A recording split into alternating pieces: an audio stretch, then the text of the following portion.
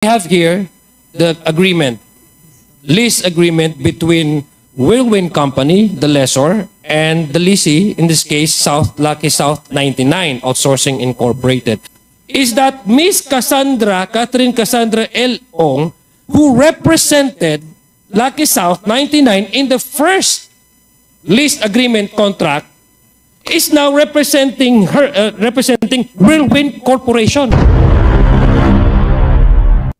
So makikita nyo po, kaya po kami nako-confuse that these are two entities, corporations, and yet the person running these companies are one and the same. Stefan Mascareñas, Whirlwind Company, sublessor siya, Catherine Cassandra Ong, lessee, Lucky South 99, tapos sa pangalawang kontrata, nagpalit. Si Miss Sandra Ong naman ngayon ang lessor. May I ask, Secretary Roque, maybe Chairman Tenko, would you know in that meeting who represented whom? Or either of the two, Secretary Roque and Cassie Ong represented whom or what? Well, Congressman Adjong. Or are you still also confused at that time because you thought they're still the same, one and the same? No, first of all, very clear in my mind, and I was in fact conferring with Attorney Jessa earlier. There was no discussion on Whirlwind during that said meeting. Sa amin pong dalawa ni Attorney Fernandez, maliwanag po sa amin, nagpunta si Cassie Ong doon, hindi naman po tungkol sa Whirlwind eh. Nagpunta po si Cassie Ong doon para ipakiusap yung arrears ng Lucky South 99. So, yun po ang tunay na ipinakikiusap ni Cassandra Cassie Leong at ni Attorney Harry Roque. So yun po hindi po kami nakukonfuse, Congressman Adjong, sapagkat wala po namang relasyon kami sa Whirlwind eh. Sino pong tumawag? Who called the Chairman Tenko or PAGCOR to arrange this meeting? Well, ang sekretary ko po ang nag-arrange ng meeting. So your secretary arranged this meeting when you were still not employed by Whirlwind Company? Well, since sobrang bait nyo naman, in-approach na po kayo, tinulungan nyo po siyang magkaroon ng meeting with Chairman Tenko prior to the hiring ng as legal agent at legal representation ng Whirlwind. Secretary Roque, I'm sure you know the nature of why Cassie Ong requested your presence in that meeting, am I correct? Your presence is really in need there. Kung sa ordinaryo na tao, hindi naman ho magsasama kung alam na walang impluwensya yung isasama sa opisina. Tama ho ba? Proceeding to the discussion proper, and the chair would like to recognize Congressman Representative Adjong for your queries. Go ahead. Thank you. Thank you, Mr. Chair. Bismillahirrahmanirrahim. Allahumma salli ala Muhammad wa ali Muhammad. Assalamualaikum warahmatullahi ta'ala wa barakatuh. Magandang umaga po sa ating lahat. Joint Chairs, let me go back a little bit because there seems to be some concerns that have yet to be addressed fully by this committee. And this is in relation to the meeting that took place between Lucky South 99 and Chairman Al Tenco. The meeting that happened in the presence of the former Secretary Harry Roque. Sir Chair, I have clarifications. Maybe go deeper into that and maybe go a bit in details, Mr. Chair, because I think personally I have some issues that I need personally to be clarified with. So, Mr. Chair, before I ask these questions, may I know from the Joint Chairs do you allot time limit for each of the members who wish to ask question? Because in the previous meetings, Mr. Chair, I happened to Yes, still we have like 5 minutes, Congressman Adjong. 5 minutes, then we can ask for an additional extension. Thank As a you. matter of fact, we have just like a few representatives who wanted to ask questions, but most likely we will be extending it. Thank you. Depends on the question that you'll be asking. Go ahead. Thank you, Mr. Chair. Now, I know these questions have already been asked to former Secretary Roque, but allow me, Mr. Chair, to further clarify the details that happened in that particular meeting. Mr. Chair, Attorney Roque, magandang umaga po. Yes, Good you morning, mentioned- Mr. Chair. Magandang umaga po.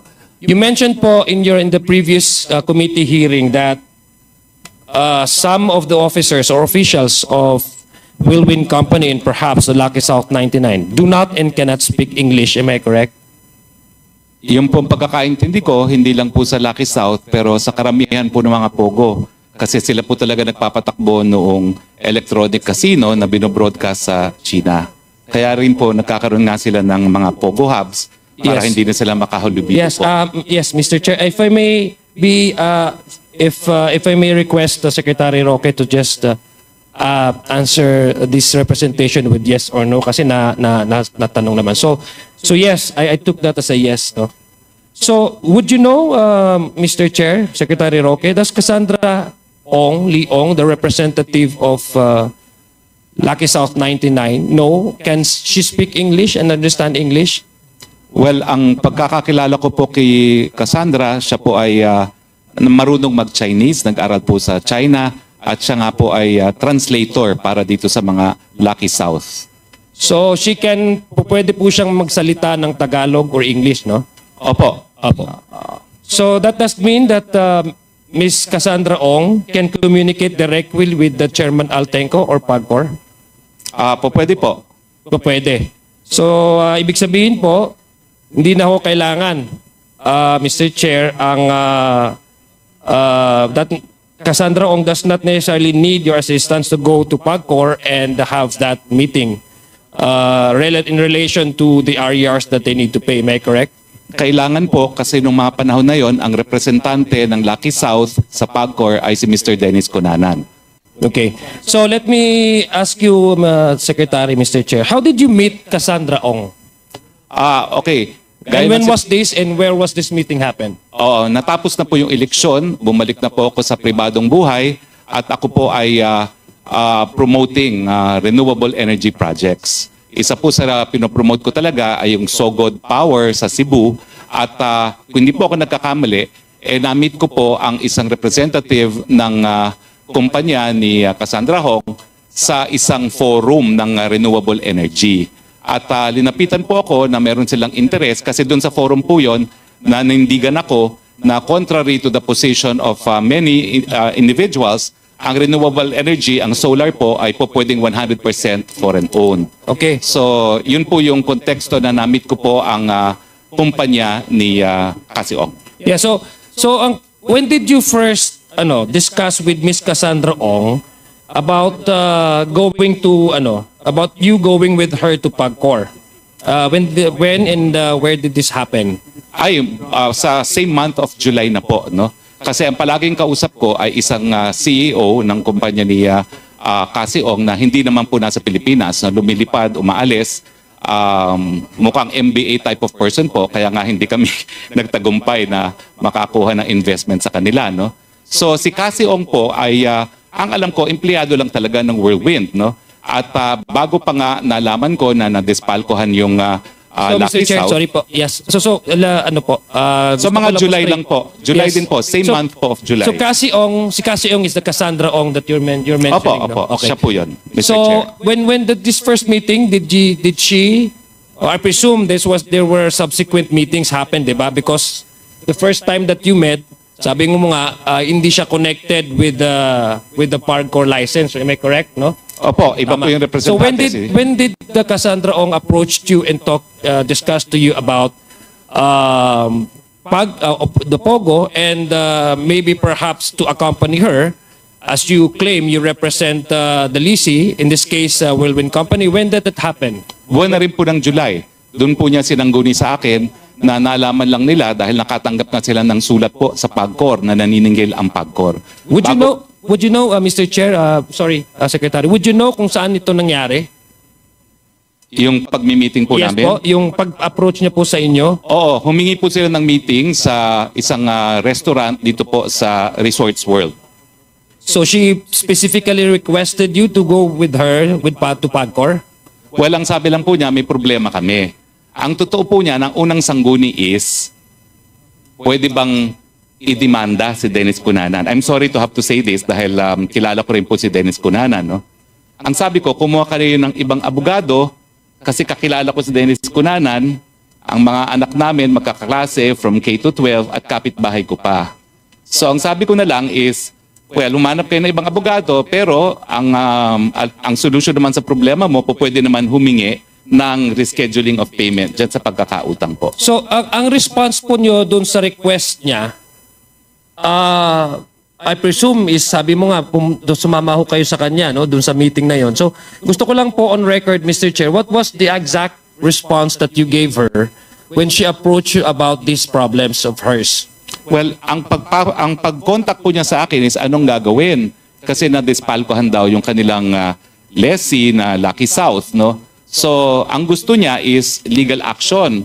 Ang sabi ko, hanap po kayo ng ibang abogado kasi kakilala ko po yung rinireklamo ninyo, no? At masama dahil kapitbahay ko pa. So, ang sabi ko, baka matutulungan ko naman kayo na magkaroon ng rescheduling of payment dahil pumapayag naman ang mga gobyerno sa rescheduling of payment, lalo na kung hindi naman talaga consistently masama ang payment record. So at this time, when you met her and asked you, Mr. Chair, Secretary Roque, of these perhaps legal advices, were you already employed by Whirlwind Company? Hindi pa po. So fast forward po tayo na-claim nyo naman po at na-narrate nyo na nga po na you confirmed that you were present during that meeting with Chairman Tenco, no? Opo. Yeah, okay. So, sino pong tumawag? Who called Chairman Tenco or PAGCOR to arrange this meeting? Well, ang sekretary ko po ang nag-arrange ng meeting matapos po na nalaman namin na ang pagre-reschedule ng payment is a board decision. So your secretary arranged this meeting when you were still not employed by Whirlwind Company? Well, by that time po, opo, parang accommodation ko lang po sa Whirlwind. At that time po, wala kaming professional relationship. Okay. Would you confirm this, Chairman Tenco, that the meeting that was that took place among you was arranged or requested by the Secretary of Attorney Roque? Magandang umaga po, Congressman Adyong. Yes, on the week prior to July 26, the office of former Secretary Roque got in touch with my office and they were requesting for a meeting if it was possible for former Secretary Roque to meet me. So you confirm. I confirm. Yeah, okay, sige. Congressman. Secretary, at the time of you and Cassandra's meeting with the Chairman Altenco, alam ko naman on record na sabi dito, but I just want you to confirm, how much was Lucky South's payables to PAGCOR? Well, ang pagkakaalala ko po ay $500,000 po. And would you know what these payables are for? Actually, hindi ko po alam kung ano talaga yung nature ng payment. Ang alam ko lang na dispalkohan, di umano, yung kanilang kliyente na Lucky South and may demand letter yung PAGCOR na magbayad. Okay, so so did you tell Cassandra Ong, since sobrang bait nyo naman, in-approach na po kayo, at tinulungan niyo po siyang magkaroon ng meeting with Chairman Tenco, and this is even prior to your prior to the hiring ng as legal agent at legal representation ng Whirlwind. nasabi niyo po ba how would you be able to, for the Lucky Strike to be able to settle these problems with PAGCOR, their problems with PAGCOR? Well, ang sabi ko po, pwede naman humingi nga ng rescheduling of payment. Pwede naman nabayaran ng gives yung pagkakautang at pumapayag naman po ang mga korporasyon dyan. So nasabi din yung po pa, Secretary Roque, that they need to pay these RERs to PAGCOR in order for them to renew their license?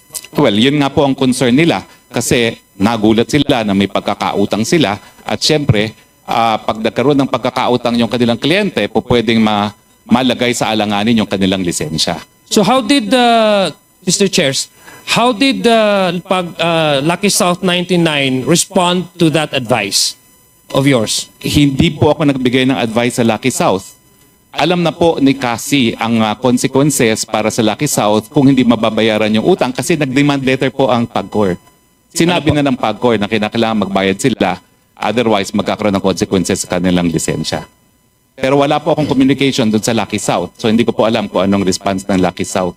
Yes, okay. So, Secretary Roque, you confirmed the Attorney Fernandez's testimony earlier in the previous meeting that you made the follow-ups with PAGCOR regarding the application of Lucky South 99, am I correct? 3 beses po, 2 by text, 1 by telephone call, pero yung telephone call ko po, hindi follow-up. It is only a matter of information na nakahanap na ang Lucky South ng abogado para gumawa ng MPTT na requirement po. Thank you po. Thank you. Sorry po, Secretary. I'm just wondering po, who requested you to make these follow-ups? Request po ako ni Cassie Ong kasi ang sabi po niya, hindi raw niya makontak si Attorney Jessa. No? At totoo naman po, doon sa mga tawag ko, talagang busy-busy si Attorney Jessa. So once po, para tanungin ko kung ano yung kulang pang mga documentation, kasi nga po, request ako ni Cassie na hindi raw niya makontak. So sabi ko, well, let's see kung makokontak ko naman, baka timing lang yan. So you're doing this, hired na po kayo as a lawyer of Whirlwind Company? Opo, nagsimula na po yung kaso kasi 2 weeks after the meeting on July 26, hinire na po niya kami para dun sa ejectment case at ang first task nga po namin is ma-prevent yung execution na inisyu ng Regional Trial Court ng Angeles. So alam niyo po, Mr. Chair, John Chair, Secretary, that these follow-ups are by nature the lacking documents of Lucky South 99 that they need to comply with PAGCOR. This is directly in relation with their application. Apart from paying the RERs, their application as well for a license nung sa newly amended guidelines ng Secretary. So you would know, for example, of the nature of these follow-ups that it pertains also for their application for the IGL license. Am I correct? Tama po yan kasi ang pinag-aawayan nga po yung possession dun sa lugar na ginagamit for POGO. So I have here, Mr. Chair, and I would like to cite itong lease agreement between, and by the way, may I ask Secretary Roque, maybe Chairman Tenko, would you know in that meeting who represented whom? I mean, these are 2 entities, no? Whirlwind Company and South Lucky 9. Would you know which or either of the two, Secretary Roque and and Cassie Ong, represented whom or what? Well, Congressman Adjong. Or are you still also confused at that time because you thought they're still the same, one and the same? No, first of all, very clear in my mind, and I was in fact conferring with Attorney Jessa earlier. There was no discussion on Whirlwind during that said meeting. And I think more important to note is the fact that Whirlwind has no relationship with PAGCOR because Whirlwind was never given a license, nor Whirlwind had any other reason why PAGCOR will deal with, or Whirlwind will deal with PAGCOR, because for us, Whirlwind does not exist. Because they never had a license, they never applied for a license, they were never issued a license in the previous administration. So, sa amin pong dalawa ni Attorney Fernandez, maliwanag po sa amin, nagpunta si Cassie Ong doon, hindi naman po tungkol sa Whirlwind eh. Nagpunta po si Cassie Ong doon para Lasal Lucky South ipakiusap 99. yung arrears ng Lucky South 99 na currently, during the time, ay isang license holder ng PAGCOR. Dahil nabigyan po sila ng lisensya noong nakarang administrasyon ng PAGCOR, hindi po sa administrasyon ko. So, yun po ang tunay na ipinakikiusap ni Cassandra Cassie Leong at ni Attorney Harry Roque. So, yun po hindi po kami nakukonfuse, Congressman Adjong, sapagkat wala po namang relasyon kami sa Whirlwind eh. At never was there any discussion about Whirlwind during that brief meeting with Attorney Roque and Cassandra Leong together with PAGCOR AVP Jessa Fernandez. Thank you, Chairman. Secretary Roque, what is your take on that? Kasi mukhang klaro naman ata kay Secretary Tenco that you were there in that meeting and you were with Cassie Ong, who apparently was connected. I guess she's still connected with Lucky South 19. How can you convince us that there has nothing to do, your presence there has nothing to do with Lucky South 99, Mr. Chair? That you were there simply because you are representing Whirlwind Company, whose legal services that you have signed with this company is purely limited to the case that you have filed prior to your being hired by this company. So doon lang ako nagka-confuse. I'll give you, Mr. Chair, I'll give you time, Mr. Chair, to respond to that. Yes, Secretary maraming Roque. salamat, Mr. Chair. Nandun po si Cassandra Ong bilang ahente ng Lucky South. Pero gaya ng sinasabi ko, yung pagiging ahente niya does not make her a shareholder or an officer of Lucky South. And since I represented an agent, ang ibig sabihin po, ang kliyente ko yung ahente. So I rendered service to an agent of Lucky South, and obviously she was there to make sure that the interests of their principal would be protected dahil nga na-dispalkuhan siya. So the answer is, Cassie Ong was there as an agent. And in fact, in the rules of PAGCOR, kinakailangan magkaroon sila ng representative, an agent who will represent the different licenses with PAGCOR. And it is not a requirement that the agent becomes a shareholder or an officer.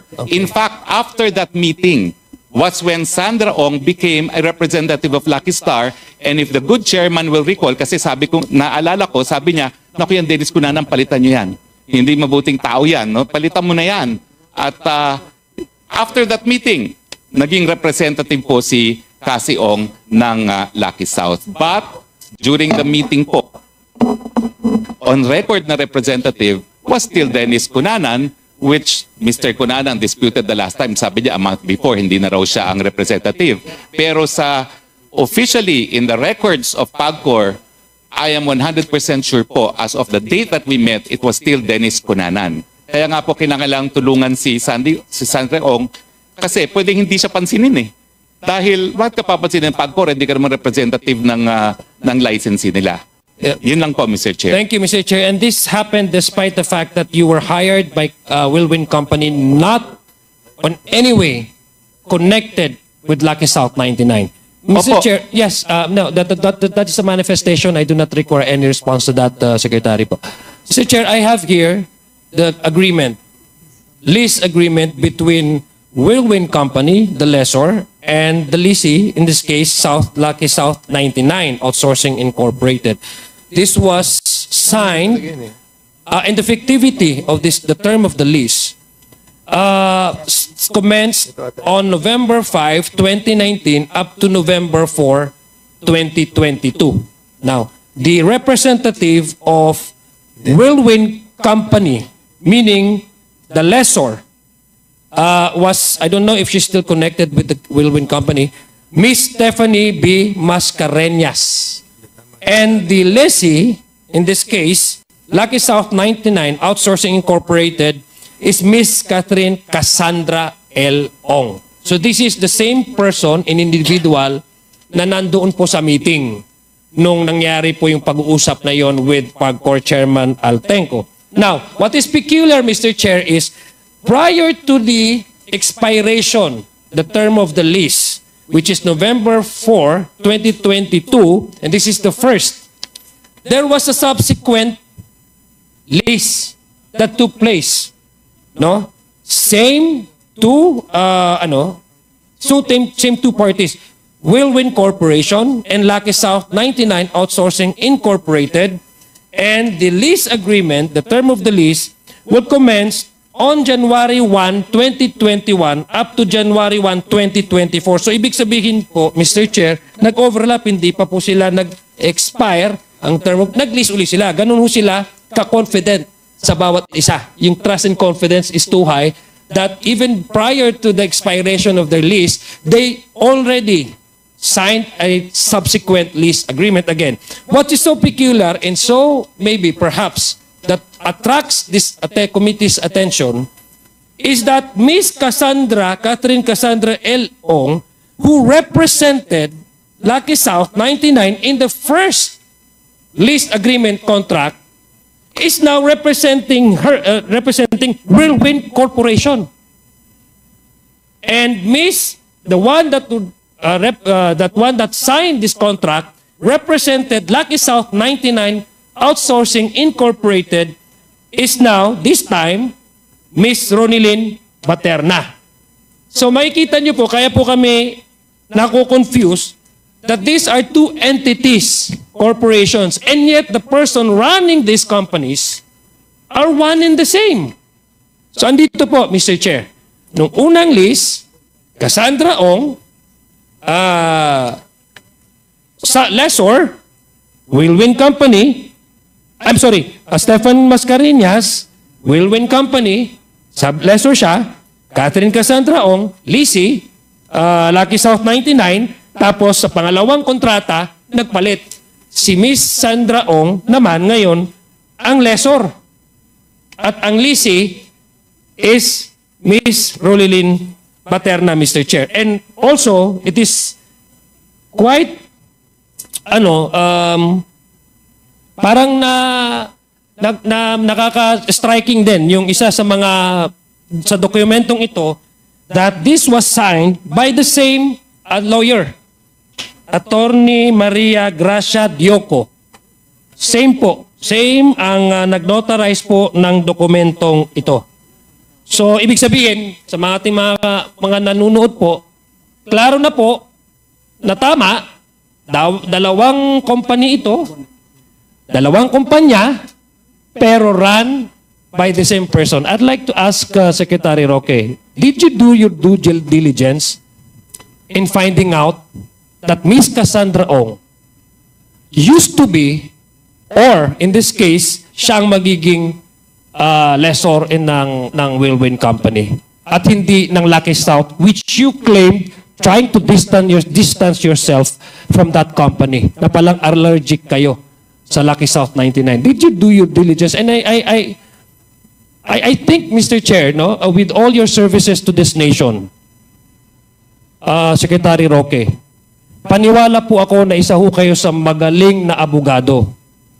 At hanggang ngayon po, mataas po respeto ko sa inyo. Pero basic lang po, no? Rudimentary. I think this is being taught in law school. You have to do your due diligence before accepting any client. Have you at least asked Miss Cassandra Ong, were you in any way connected with Whirlwind Company or Lucky Strike 99? Hindi niyo ho yun tinanong. Mr. Chair, ang kaso po kung saan kami kinuha ay ejectment case. So ang tanging dapat na tignan kong kontrata ay yung upa, yung kontrata ng pag-uupa sa panig po ng Cruz family at sa panig po ng Whirlwind. So I cannot go beyond that po kasi ang kasuhan lang ejectment between the Cruz and Whirlwind. So hindi naman po at issue sa ejectment case yung lease contract between Whirlwind and Lucky South. So wala pong dahilan ako mag-inquire doon sa client, doon sa kontrata between Whirlwind and Lucky South dahil hindi naman po sila yung nagdidimandahan. Yeah, pero I think this is material, no? The list is in fact the very fundamental and very material to any eviction cases, no? I think no, I do not, Mr. Chair, Secretary, no, I do not question your knowledge on sa pagdating po sa batas. Sabi ko nga po, mataas po ang respeto ko sa inyo. Ang hindi ko lang maintindihan, perhaps I shared this with our common tao, the average-minded person listening to us and watching this committee hearing. But nagkaganon. If we follow your logic, Mr. Chair, and your justification that you are exclusively limiting your services to this particular case that you have filed involving eviction cases or eviction case, why did you have to